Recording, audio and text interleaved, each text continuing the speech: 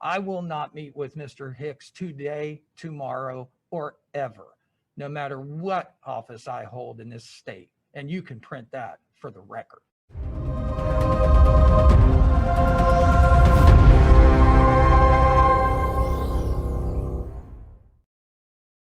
You need help. I need to ask people, because if you need help, we can find What kind of help? I don't know, sir, but we can get help if that's the case, because you Okay, seem not to get it. Why don't we You address? continue to hassle me to the point where we have to have deputy sheriffs here because you don't leave it alone.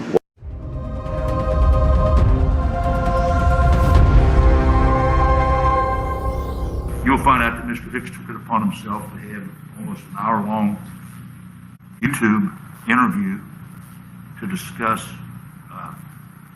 problems that Mr. Ubel's brother had. You will hear that not only has Mr. Hicks engaged in this type of conduct with Mr. Ubel, but he has engaged in this type of conduct throughout the county and outside the county, and that he has a reputation for being extremely vicious in his attacks on people. And it's in that backdrop that David Ubel made decisions that he made.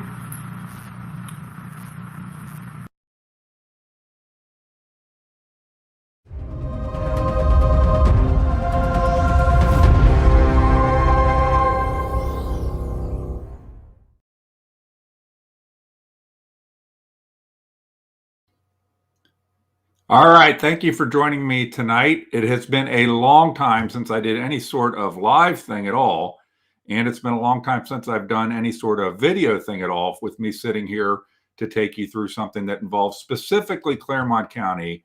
And so tonight I'm going to do that. Here's what we're going to cover tonight is something I think that is of important, great local importance. And it is going to be a focus on what happens with the Board of Revision, Jason Fraley, Linda Fraley's son, and our prosecutor's office that I think is testing the boundaries of ethical/unethical standing and what side of the line they're going to be on ultimately. You heard a little intro there talking about what an evil, horrible, vindictive person that I am. And I don't think that that's the case. I think that I am a person that seeks the truth, especially the truth in Claremont County, where we have a political culture that oftentimes is not inclined to want to hear the truth, not inclined to want the citizens to know the truth. So I am all about facts and truth. I think there have been over maybe the last couple years, probably 4 or 5 opportunities where those people who like to claim that I'm somehow not about the truth had the opportunity to have me on the stand under oath. I've even volunteered to be on the stand under oath in public when somebody wants me to be, with a proper lawyer questioning me on anything I talk about. I will stand by the stuff that I talk about and that I put out with a relentless focus on facts and truth. And those people who detract from that, who try to convince people that I am not about the truth, well, they tend to be people that don't want to confront it, or that truth has an adverse impact on them. A great example of that is David Ubel. So in Claremont County, we have a culture that is very much a see no evil, hear no evil, speak no evil culture within the Republican Party, which dominates the county. Frankly, the Democrats, to me, seem to roll over and let themselves be dominated when they should, and good Republicans should be standing for ethical, clean, transparent governance and within Claremont County and beyond. So here's what we're going to talk about tonight and on Sunday, November 28th. First, Jason Fraley. Jason Fraley is Linda Fraley's son. He bought some property, and I talked about it in the past in terms of the valuation of it seeming to be sketchy. We are also going to talk about our 4th commissioner, Jennifer Haley, who serves on the Board of Revision. And we're going to talk about a prosecutor's office that increasingly has become politicized in almost every aspect of what it does.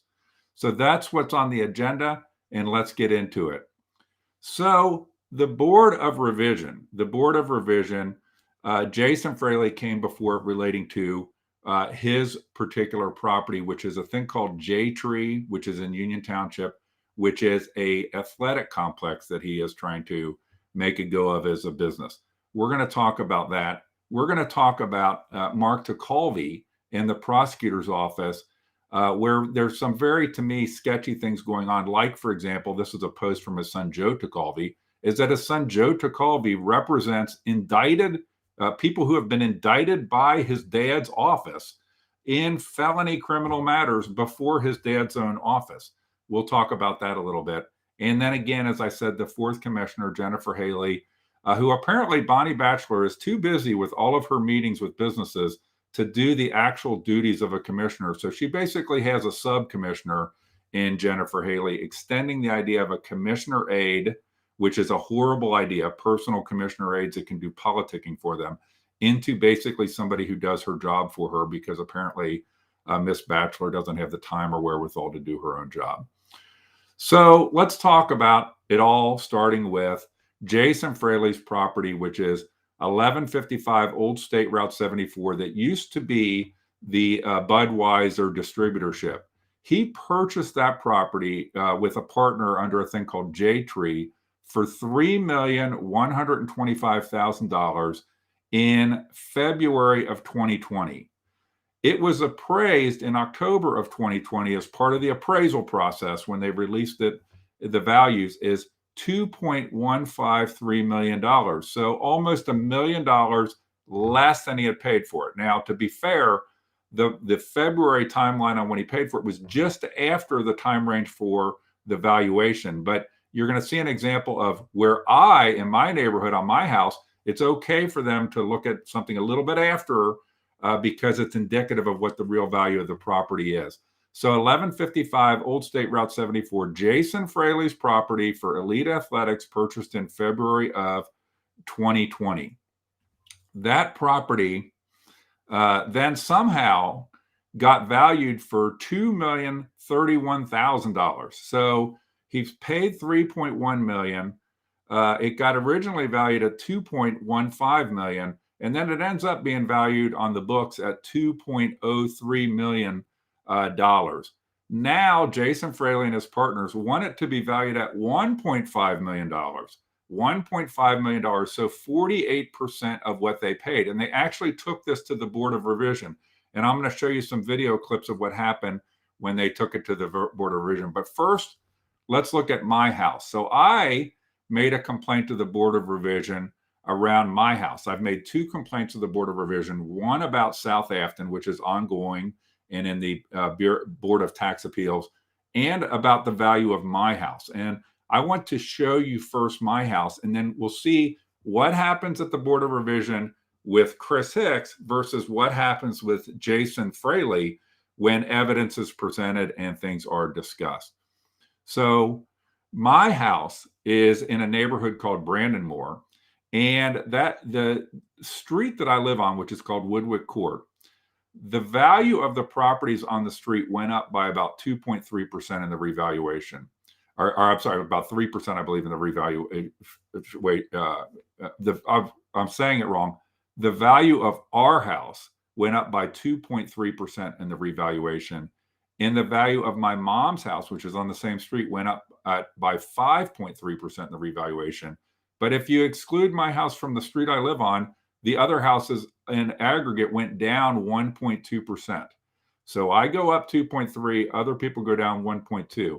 If I take my mom's house out of the mix on the same street, then the whole street went down 1.7%, except my mom's house and my house went up. There's a few other houses that went up. You can see the whole chart here. There's one that went up 1%, but nobody went up significantly. Most of them are flat, and most of them went down in terms of their values on my street. So I made a complaint about this. Is my valuation fair, right, and just and proper? So let's look at a few videos, and we're going to start with video 1, which is part of my hearing before the Board of Revision. So my hearing where the Queen Bee, Linda Fraley, is there in person for this hearing. And let's see what happens first at my hearing when I have, I think, stellar command of the facts around my neighborhood and around the street that I live on.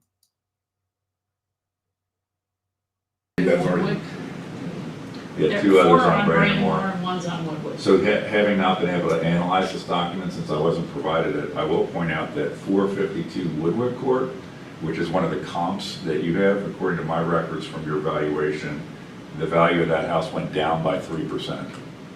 So it's quite peculiar that you're using comps that include one of the houses on my street where unless I made an error in my table, the value of the house went down by 3%. These comps, none of these comps are on Woodward. 452 Woodward. One is. I'm sorry. You're right, number 2 is 452 Woodward. So in your frankly dumb explanation of the neighborhood and other neighborhoods, Mr. Brown, doesn't that explain why uniquely on Woodward Court, where I live, all the houses would go down in value 1.7%. I gave different stats: 1.2%, excluding my house; 1.7%, excluding just my and my mom's house; 1.9%, excluding the ranch houses. But you're, throwing this chart up here that I've not been provided in advance. Does nothing then to explain why all these other houses went down or stayed flat in value, including one that you used as a comp.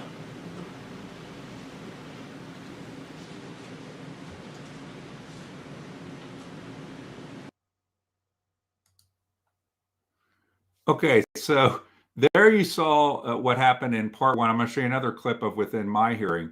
Their information, they present evidence that they do not give you in advance, which I think is an improper due process and a violation of their own rules. So new evidence that they had not provided to me in advance so that I could see it. But even then during the hearing, I discovered that the evidence that they're providing actually supports my argument that the values went down except for mine for some unknown reason. In addition, I don't know if it was mentioned in that clip, one of the comps they showed was actually slightly after the valuation period in terms of a sale having taken place. It all went against their own case.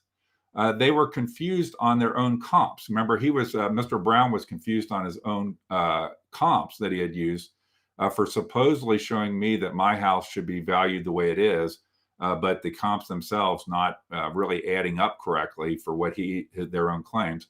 Then they get kind of the deer in headlights look when somebody bothers to point out that, the information you're providing is incorrect, and they don't have an attorney present. I believe that they're supposed to have an attorney present for these hearings.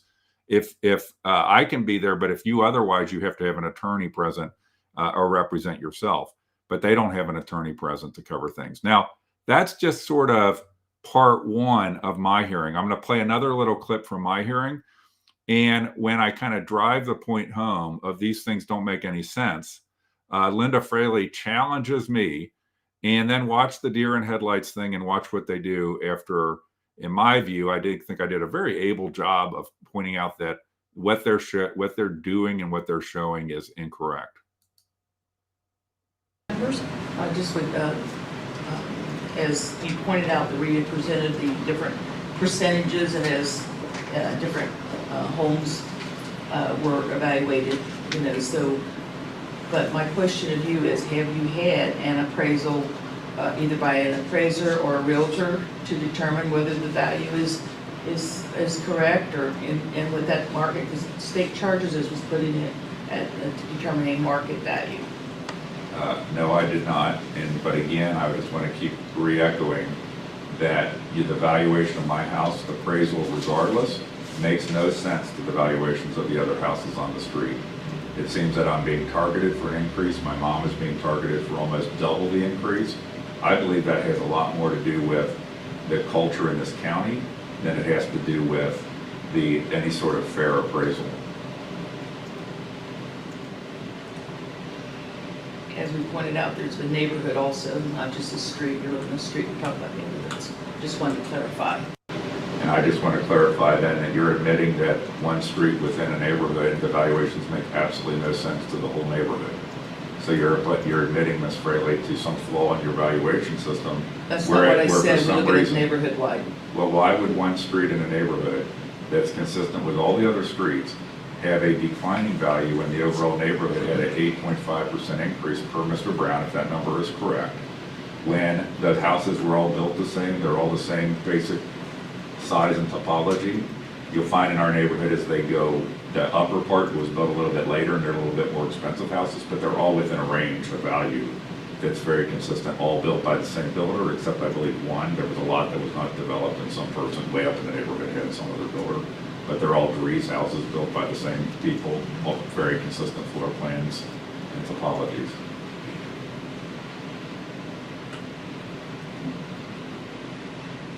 If there's no further information, questions or comments, I would entertain a motion.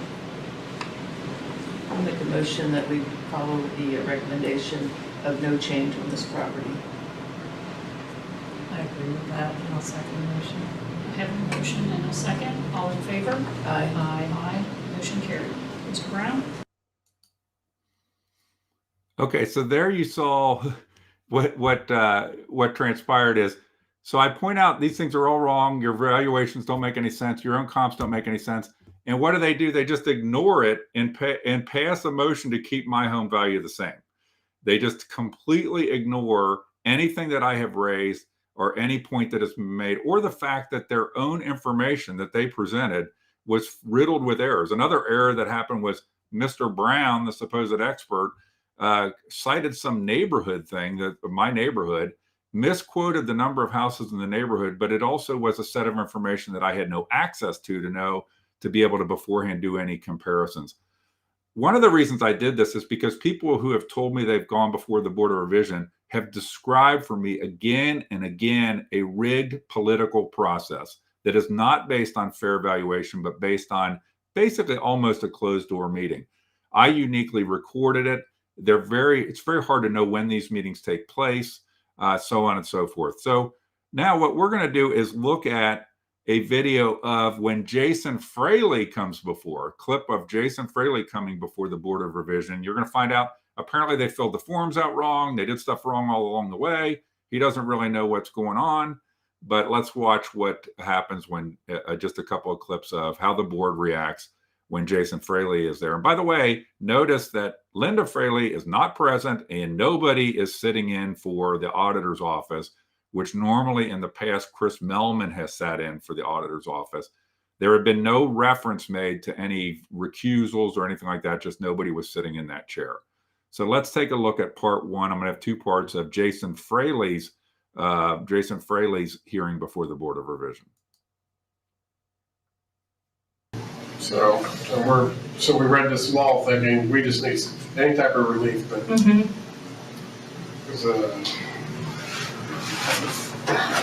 I think, I personally would like to table this so we can seek counsel from our prosecutor. I agree, Because I want to make sure we work in a gray area. and it's a new process. Yes, Matthew? Well, we're still on the record. I'm a little confused now where the $1,531,000 figure came from. So that was not the value for tax year 2019? No. the original value is like, I don't have the numbers in front of me, but it was like $2 million. We went up to $3 million for everything. So, and I was just trying to get back to that, is what I was trying to do. So the way the form read, and since we had different parcels and everything, we might have filled it out wrong. I don't know. I apologize, but it just didn't make sense. So what value are you asking for? I mean, in layman's terms, what I paid in real estate taxes in 20, that's what I'm basically going to pay, if I can, in layman's terms. So I don't know how, like I said, I'm not an attorney in this field. I'm not an auditor or not anything. That's basic, because Well, my first tax bill, there's a big hike between my first tax bill and my second tax bill. I'm just asking if I go back to what I was paying the first time. How do I get there? So God forbid any of us would have an increase in our tax bills from year to year. We didn't know we could just go to the Board of Revision and request that whatever I paid in taxes in 20, that's what I want to pay from now on. I just want to be stuck at that number.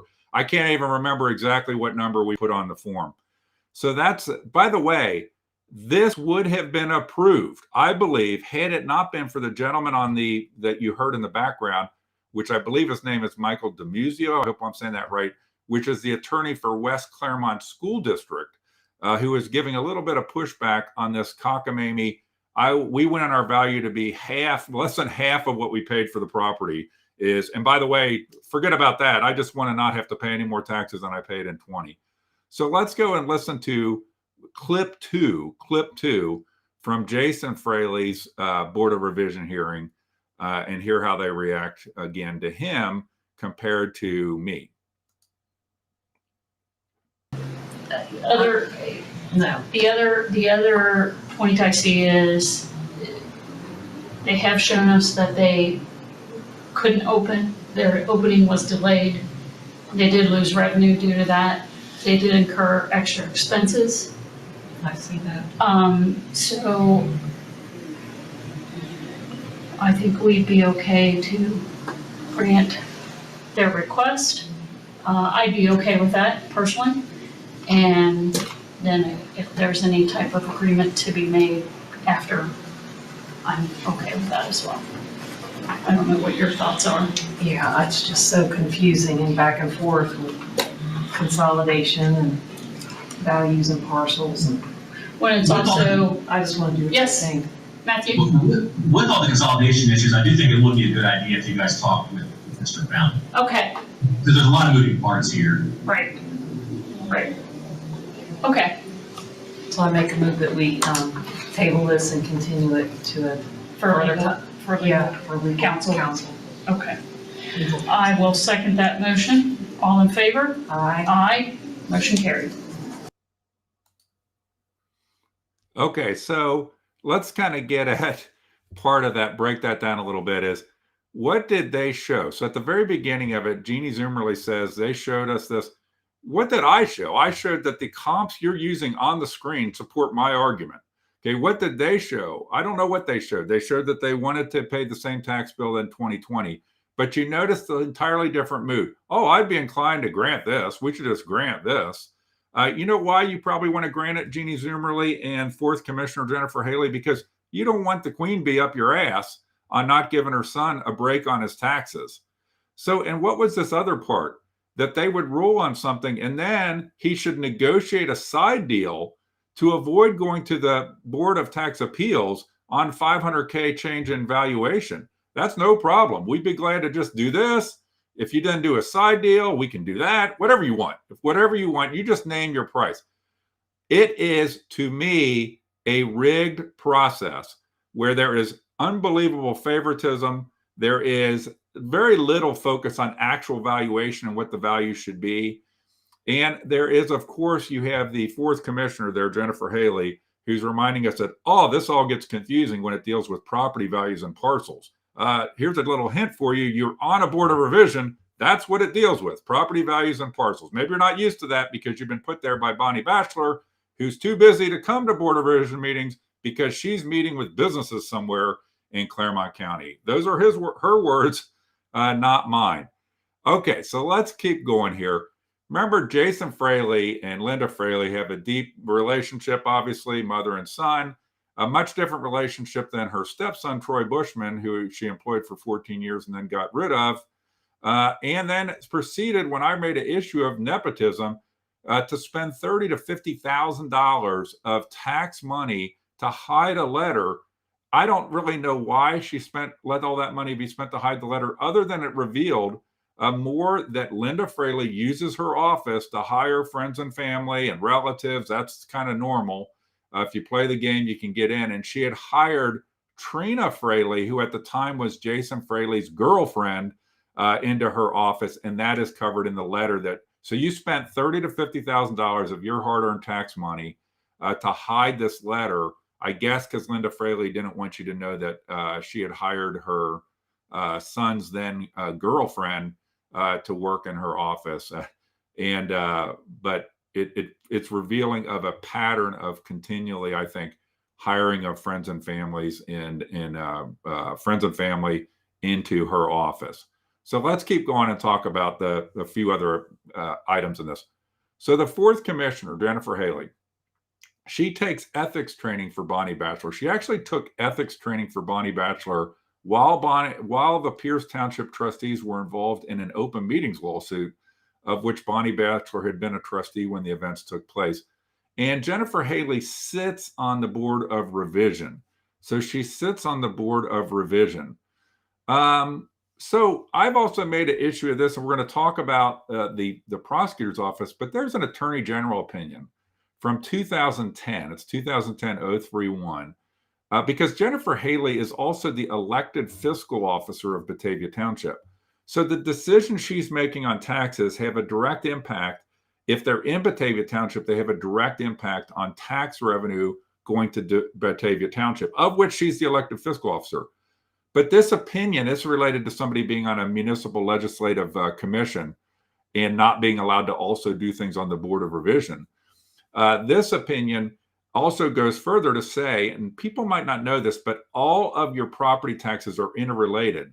So the levies have to raise a certain amount of money. So if your valuation goes down and therefore you would pay less tax, you have a relatively smaller percentage of the whole pot of property, other people's go up because the same amount of dollars need to get collected no matter what. So the valuations go into how it gets allocated. This opinion said you can't do this even if it's not situations involving your municipality in this case, or township in Jennifer Haley's case, because when you make these decisions, it affects your municipality or township regardless, because it's all interrelated. So if you jack somebody else's tax up higher in another township, it causes the tax to go a little bit down on places in your township. This opinion is pretty much entirely on point, but our prosecutor's office wants nothing to do with it, and they refuse to ask the Attorney General for input on this continued situation where you have the elected fiscal officer of a township serving as a member of the Board of Revision, which we're going to talk about later. This is the head of our civil division now, Brian Shrive. Brian Shrive is a unique individual and spends a lot of time on political stuff versus unbiased sort of prosecutor stuff. He has a very long track record of being involved in political things. On my taxes, where I appealed them, I did a set of what's called interrogatories to ask them questions that they were supposed to answer the Board of Revision. This is one. Which houses in Brandonmore neighborhood, the approximate 163 parcels, had their 2020 reappraisal values changed without a distinct hearing? By the way, some people might know this too. There are a lot of people that get their property taxes changed without ever having a hearing. Call in, talk to Linda, talk to the staff. They can get them changed without ever having a hearing. He refuses to answer this question. Objection. This interrogatory is not reasonably calculated to lead to discovery of admissible evidence. Seriously? So I'm going through a hearing, have to go to the Board of Tax Appeals, but I'm not allowed to know which houses in my own neighborhood had their values changed without having to have a hearing. Here's another one. I asked, how did Mr. Brown conclude to recommend in the hearing that there should be no change in the valuation based in large part on comps that showed significantly smaller increases than the appellant's property? Objection. Okay, so I can't know this. Why did we use comps that showed declining values as a basis to say that my value should increase? Again, this is Brian Shrive. This is Brian. By the way, I've learned from other attorneys, this is Brian Shrive's normal MO, is he just is basically a jackass when it comes to discovery. And he tries to block everything by objecting to everything to make the other side have to incur more effort to get even the most simple questions answered. It is not the kind of guy that operates in good faith. He operates as a political type appointee. By the way, Brian Shrive also works with Alan Freeman. If you follow my page, you know Alan Freeman well, and has provided legal services to him as late as November of 2020, which would have been after I had filed election commission affidavits on Alan Freeman and his campaign finance. So here's what's funny, though, about the fourth commissioner, Jennifer Haley, and Brian Shrive and all this, is I just found out that there is a Supreme Court case that involves whether it is even legal for a commissioner to appoint somebody else to represent them on the Board of Revision. And this is from the Supreme Court case. RC 571502 provides no authority that permits the members of the board to alter the membership from that enacted by the General Assembly. So Jennifer Haley's on the board pretty much all the time, and Chris Mellman is on the board sometimes. He sits in for Linda Fraley.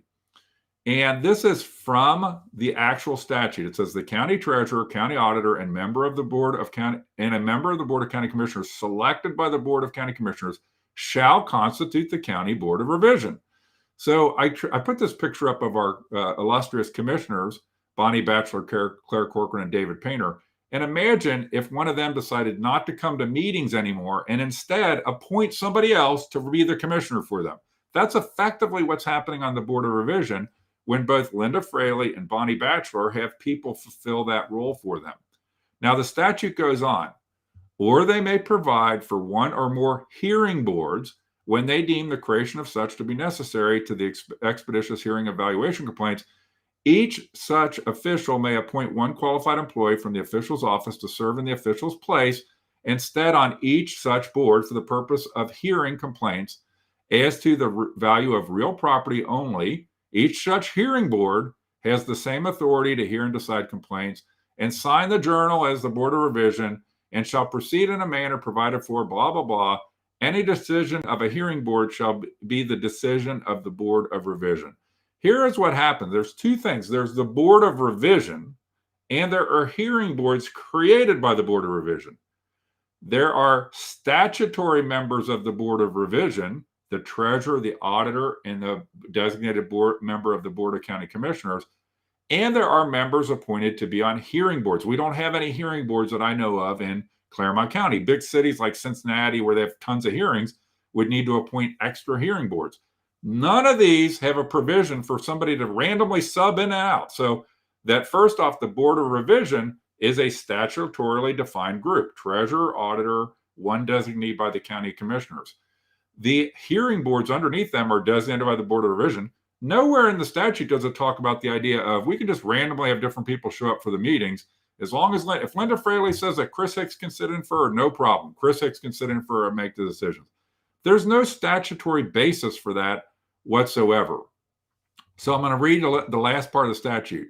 A majority of a county board of revision or hearing board shall constitute a quorum to hear and determine any complaint, and any vacancy shall not impair the right of the remaining members of such board, whether elected officials or appointees, to exercise all the powers thereof so long as a majority remains. Each member of a county board of revision or hearing board may administer oaths. So two different things, county board of revision or hearing board. So you designate these boards, the people have to show up or they don't show up. No statutory basis for this idea that we have people sub in randomly, and absolutely no statutory basis for the idea that we have a permanent sit-in on the main board of revision that is statutorily defined as being the treasurer, the auditor, and one designee of the county commissioners. By the way, how absurd is it that in Claremont County, or frankly in any county, that our elected officials say they don't have time to show up for board of revision hearings? Bonnie Batchelor should have told us this when she was running for office. Hey, I'm not going to show up for board of revision meetings. If any property tax issues, to hell with you. I got other shit I got to do. It is not correct. It is not ethical. I don't think it is legal. And I was very refreshed to learn just recently of the Supreme Court case. So we have no hearing boards in Claremont County, and no provision for and there's no provision for meeting by meeting alternatives, whether it's hearing boards or board of revisions.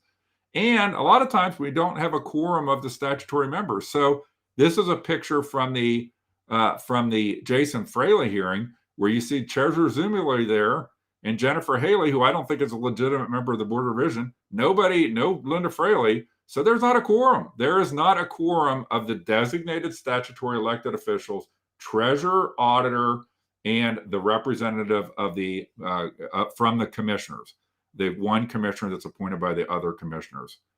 So I want to hit this commissioner thing in specifically, since Jennifer Haley's from that office. The commissioners appoint one of the people on the board of revision from amongst them. They can't. It doesn't say they. So it's kind of funny. The statute doesn't allow the commissioners just to appoint anybody to the board of revision. They have to appoint one of themselves to the board of revision. And the way they operate today is that, so if they appoint Bonnie Batchelor can then just have anybody she wants go to the meeting. So once they appoint somebody, they just let that person say, hey, Jennifer Haley, you want to go to the meeting? Fine. Chris Hicks, maybe, I don't think it's going to happen, but Bonnie Batchelor going to call up Chris Hicks and ask him, maybe you can do that. Just have anybody sit in on the board of revision for you. there's a simple solution beyond the Supreme Court case and things that might play out over time, or whether Jennifer Haley it's proper for her to be both the elected fiscal officer of Batavia Township and be on the Board of Revision setting tax rates in Batavia Township and other places. The simple local solution is, how come the elected officials like Linda Fraley, Bonnie Batchelor, and Zoomerly don't all just show up? To be honest, I think Zoomerly seems like she shows up all the time. These other two people either never show up in the case of Bonnie Batchelor, or it's, either it kind of is random who's going to show up.